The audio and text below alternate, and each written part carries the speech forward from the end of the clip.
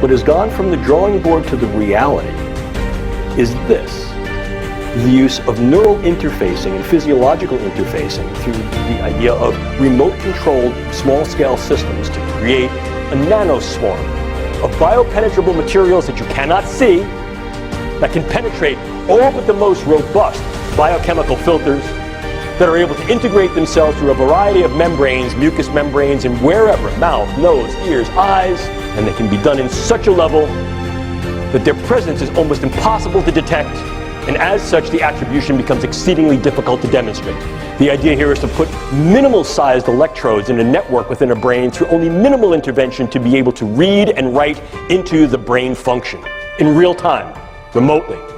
And by affecting the way that brain is built and the way it functions, influence in ways that are kinetic and non-kinetic the attitudes, beliefs, thoughts, emotions, activities, and relative vulnerabilities and predispositions of those individuals for whom it may threaten us. It used to be that I need to be exceedingly close to someone to now influence them with a weapon, and now what we see is we create both distal potential as well as much more capable potential to affect them in a variety of different ways.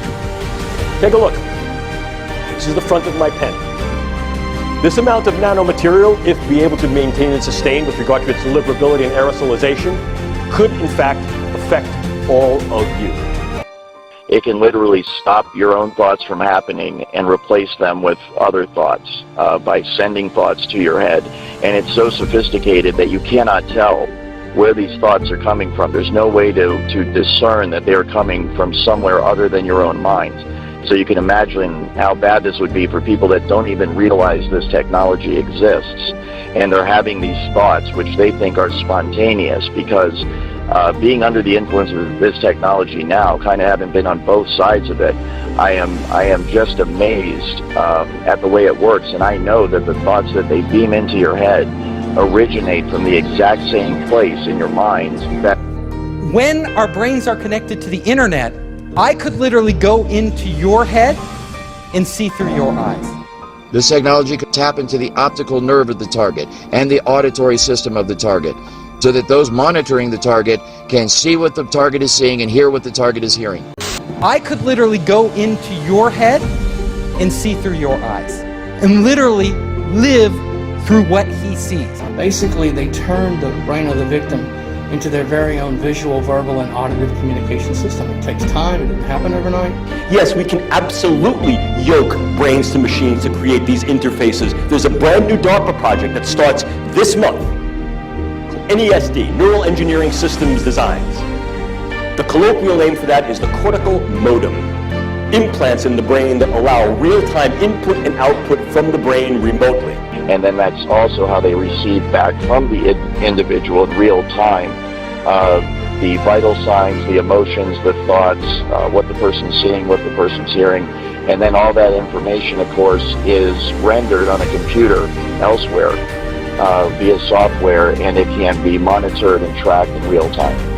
Perhaps no other area of the brain sciences has been so contemporarily provocative.